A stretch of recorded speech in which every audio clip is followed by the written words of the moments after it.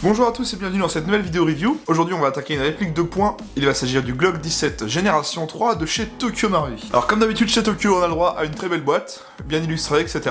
On les connaît tous ces belles boîtes Tokyo. Alors à l'intérieur, nous trouverons une pochette avec le manuel et quelques instructions de sécurité, le petit manga Tokyo comme d'hab, la réplique, son chargeur et ainsi que des night side qui vous permettent d'avoir une visée intuitive plus facilement la nuit car elles sont fluorescents. Les followers de tir à vide, le sachet de billes et sa tige de débourrage. Plutôt complet comme d'habitude c'est Tokyo, la réplique avec le petit capuchon de sécu et son chargeur. Comme d'hab des très jolies boîtes bien présentées chez Tokyo. Et voilà le G17 Gen 3 Tokyo Marui et il est très beau.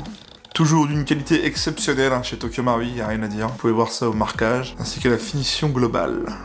Je vais commencer par vous parler de l'arme en elle-même. Le Glock 17 est un pistolet semi-automatique conçu et fabriqué depuis 1980 par l'entreprise autrichienne d'armement Glock pour les forces militaires et les services de police. À ce jour, il existe 5 générations de Glock 17. Alors, petit aparté là-dessus, à ma connaissance, je ne suis pas un expert, à ma connaissance, il me semble qu'il y a la 6ème génération qui va bientôt arriver, ou qui est même déjà sortie. Je parle pour le vrai modèle, pas pour la réplique d'Airsoft. La marque, jusqu'à l'arrivée de la 4ème génération, n'utilisait pas ce terme, puisqu'il y a eu en fait des dizaines de générations de pistolets Glock. Tous les ans, voire plusieurs fois par an, un détail changé, une amélioration sensible était apportée, si bien qu'il est presque impossible de toutes les énumérer. Néanmoins, on peut noter 5 grandes phases de modification, d'où l'apparition à partir de la 3ème du terme de génération. Le terme est devenu si populaire que la marque a fini par l'utiliser pour désigner la 4ème série d'évolution du pistolet Glock, qui est donc devenue officiellement la 4ème génération. Sur la 3ème génération, les rainures sur la crosse ainsi que les différents rails standards Picatinny apparaissent, avec aussi le bouton de déverrouillage du chargeur ambidextre. Voilà pour l'arme. Ici, on a la version Gen 3 de Tokyo Marui à gaz. Comme d'habitude, Tokyo Marui, c'est le fabricant japonais le plus réputé dans le domaine de l'airsoft, avec des finitions exemplaires et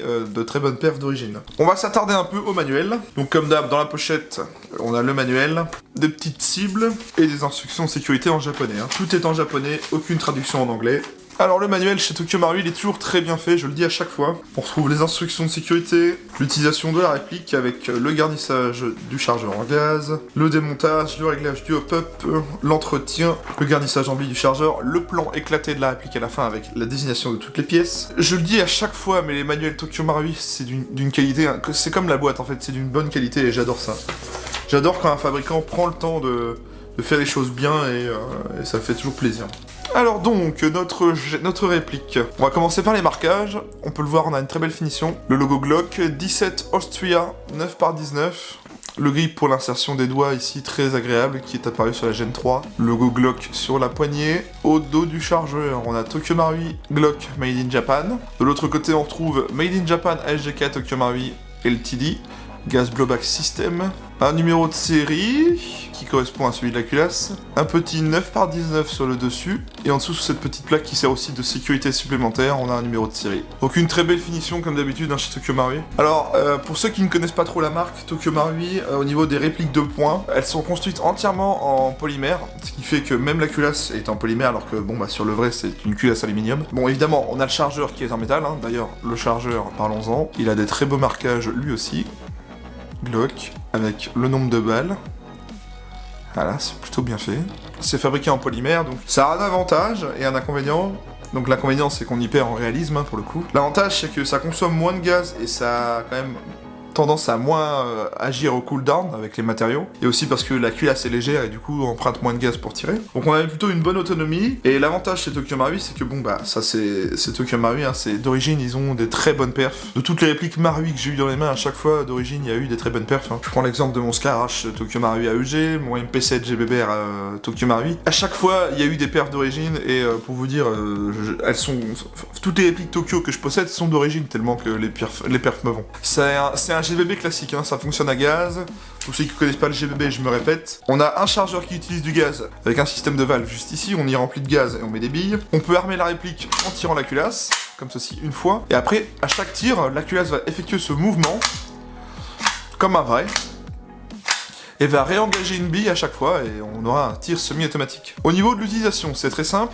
On va commencer par la sécurité. Alors sur les Glock, il n'y a pas vraiment de sécurité, enfin sur le vrai. La sécurité, c'est un système de double détente, comme vous le voyez à la détente. Il y a un petit ergot qui dépasse de la détente, et si on n'appuie pas parfaitement sur cet ergot, il ne se passe rien avec la culasse. Par contre, si on appuie bien, Voilà. En fait, tant qu'on n'a pas enfoncé le petit ergot de sécurité, on peut pas actionner la détente. Donc sur les répliques d'Airsoft, on a une sécurité supplémentaire, en tout cas sur les Tokyo Marui. La petite plaque où je vous ai montré le numéro de série, on peut la descendre comme ceci, et là on pourra plus du tout actionner la détente. Là j'ai beau appuyer, il se passe rien. Par contre si je l'enlève, hop, voilà. Donc ça c'était les sécurités. Quand votre chargeur sera vide, vous trouverez la réplique comme ceci, culasse bloquée en arrière pour vous dire que le chargeur est vide. Donc il suffit tout simplement d'éjecter le chargeur avec ce bouton, là. Sachez qu'il peut être ambidextre. Donc il faut le démonter et le changer de place, donc on enlève le chargeur, et grâce à cette pièce, juste ici, qu'on appelle l'arrêtoir de culasse, vous remettez un chargeur plein, et vous refermez la culasse avec cet arrêtoir, comme ceci.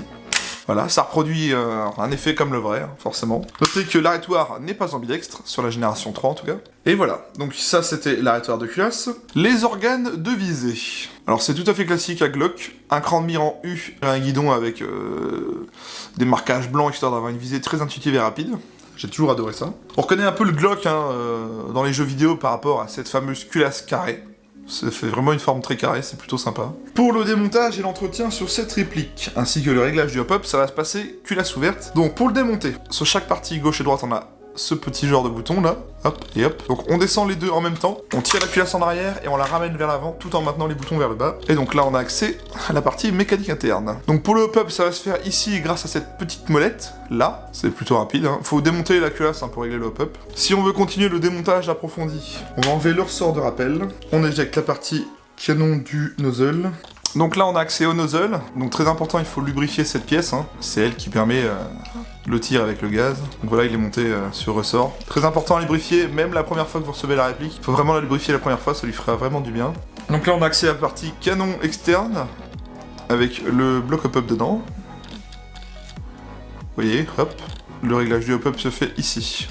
Vous n'êtes pas obligé de le démonter entièrement pour faire le réglage, hein. C'était juste pour vous montrer. Donc voilà, après avoir remonté la réplique, on retrouve la réplique comme ceci. Comme je vous le disais au début, on a d'origine des night sights fournis, donc voilà, c'est un cran de mire et un guidon fluorescent qui vont permettre de mieux voir dans le noir, enfin dans la nuit en tout cas. Je vais pas vous montrer comment les changer parce que ça sert un peu à rien, hein. C'est juste pour vous montrer un petit peu que c'est fourni. Sachez que dans le manuel, si vous souhaitez les changer, dans le manuel c'est très bien expliqué, même si c'est qu'en japonais, vous comprendrez très facilement comment les changer. Pour vous faire une petite illustration voilà, de ce que ça peut donner après quoi en gros. En fait au lieu d'avoir un point blanc sur le cran de mire et le guidon, vous aurez des points verts. Je vais maintenant vous parler des caractéristiques techniques de la réplique. Alors c'est une réplique de type gaz qui fonctionne en mode de tir semi-automatique d'une énergie annoncée à 0,72 joules, soit 280 fps par le constructeur. C'est le modèle 17 génération 3, il est d'une longueur de 200 mm, son canon interne a une longueur de 97 mm, il pèse 411 grammes, son fonctionnement est un hop-up réglable, il est fabriqué entièrement en ABS, il a un système blowback, il comporte un rail tactique Picatinny sur la partie inférieure, son chargeur d'origine est en métal et comporte 25 billes, et c'est fabriqué par Tokyo Marui. J'ai un petit peu de gaz, on va y mettre du gaz, voir ce que ça fait. Et en tout cas, voir le son qu'il procure. Pas de billes dans le chargeur, je maintiens l'arrêtoir comme d'hab. Allez, c'est parti. Je m'y attendais, hein. C'est comme d'habitude sur la réplique de point Tokyo Marui, la culasse est très légère, c'est un petit blowback quand même assez percutant, c'est vraiment sympa.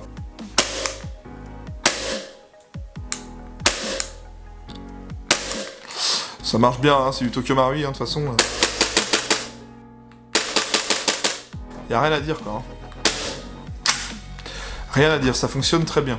Niveau durée de vie de cette réplique, je n'ai pas à ce jour une connaissance dans mon entourage qui a cette réplique pour lui-même. La seule personne que je connaisse qui a cette réplique, c'est Vince de la chaîne Vink AB, qui m'a aussi fait la réparation de mon 416 et qui a maintenant son entreprise d'upgrade depuis plus de 18 ans dans l'airsoft. Vous savez quoi? Le mieux, c'est de lui demander directement à lui ce qu'il pense de cette réplique et ce qui se passe avec la sienne. Vince, tu peux nous dire ce que tu en penses?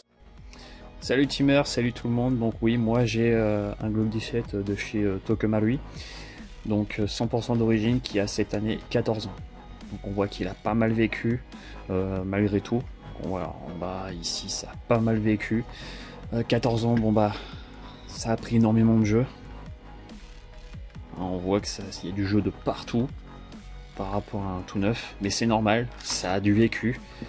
Donc rien que l'avoir, la gueule du chargeur. Ça a bien vécu. Néanmoins, ça fonctionne toujours aussi bien. 100% d'origine, il n'y a rien qui a été modifié derrière. Donc 100% d'origine. J'ai les doigts dégueulasses, je fais de la méca, je suis désolé.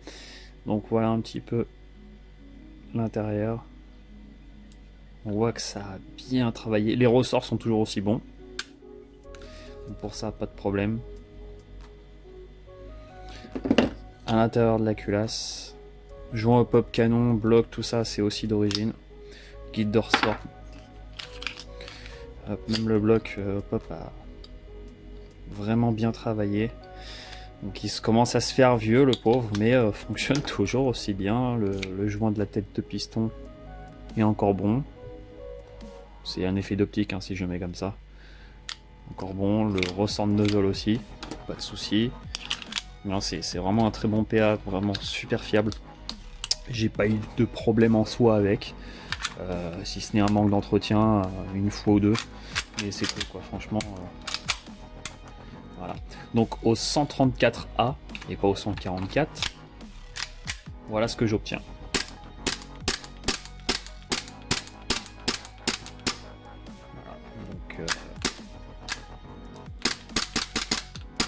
Sans problème, ça fonctionne, même après 14 ans, le GBB est toujours aussi efficace et surtout qui fonctionne toujours aussi bien.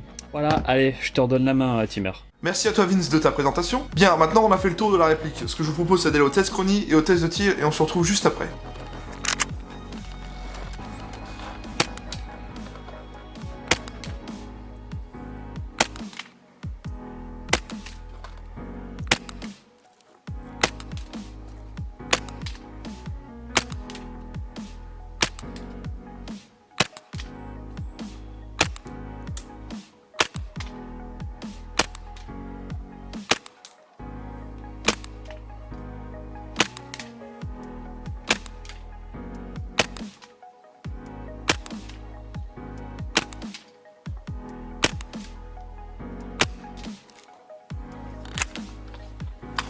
Test de tir du Glock 17 Gen 3 Marui. On est en 0,20, gaz Nimrod bleu.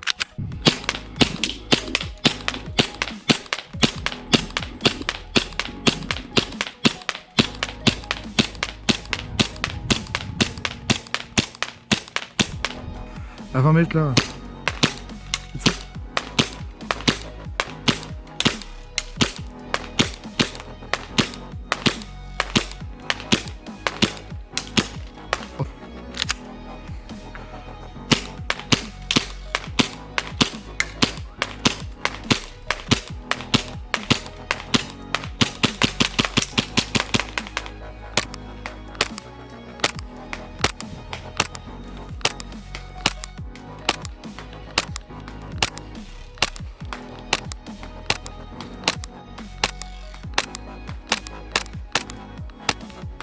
Bien, on sort du test de tir du Glock 17. Y a rien à dire, c'est du Tokyo Marui. C'est aussi simple. La portée et la précision, c'est incroyable. Tokyo Marui a vraiment des joints au pop d'une qualité, c'est incroyable. J'ai essayé à 10, 20 ou 30 mètres et à chaque fois la bille part droit et loin, c'est fou. En fait, pour vous dire, je suis tombé amoureux d'un G17 Marui. Je pense que je vais me le prendre. Bonne résistance au froid, très bon kick malgré la culasse en ABS. Alors la résistance au froid, c'est aussi grâce à la culasse en ABS, le fait qu'elle soit beaucoup moins lourde qu'une culasse métal. On effectue à peu près 3 avec une charge de gaz, j'ai pu remplir mon chargeur 2 fois, voire 2 fois et demi. Après, voilà, en ce qui concerne la portée et la précision de ce truc, eh ben, c'est juste incroyable, quoi. Et j'ai rien à dire, c'est juste parfait. En ce qui concerne la fiabilité du Glock 17, alors comme vous l'avez vu dans le témoignage de Vince, que je vous ai inclus dans la vidéo, Vince, ça fait une dizaine d'années qu'il possède exactement cette réplique, et elle tire du feu de Dieu. Elle a pris un petit peu d'usure sur l'aspect extérieur, mais c'est normal, c'est une réplique et elle sert à jouer. En ce qui concerne la mécanique interne, eh ben, il a pas été emmerdé. C'est pour vous dire à quel point Tokyo Marui est quand même la référence de l'airsoft. Sachez que cette réplique n'est pas à vendre chez Gun & Target. C'est une réplique que Guillaume m'a prêtée pour faire la vidéo, c'est de sa collection personnelle. Mais si vous êtes intéressé par un Glock 17 Gen 3, je vous invite à contacter Guillaume sur sa page Facebook, Gun & Target, pour qu'il vous guide où acheter cette réplique, car Guillaume a des bons contacts et il peut vous aider à avoir une réplique de Glock 17 Marui si vous êtes intéressé. Je remercie Guillaume de m'avoir prêté la réplique, enfin sa réplique. Je vous invite à aller voir son site et sa page Facebook, c'est mon partenaire avec qui je travaille, qui m'aide à développer ma chaîne et aussi à vous présenter toutes ces reviews. Moi je vous invite à vous abonner à la chaîne si ce n'est pas encore fait et à me mettre un petit pouce bleu pour me soutenir. Si vous avez une question à propos de ce Glock, n'hésitez pas à la poser dans la partie commentaire ci-dessous, j'y répondrai si je peux y répondre. Quant à moi, je vous dis merci à tous, portez-vous bien et à la prochaine.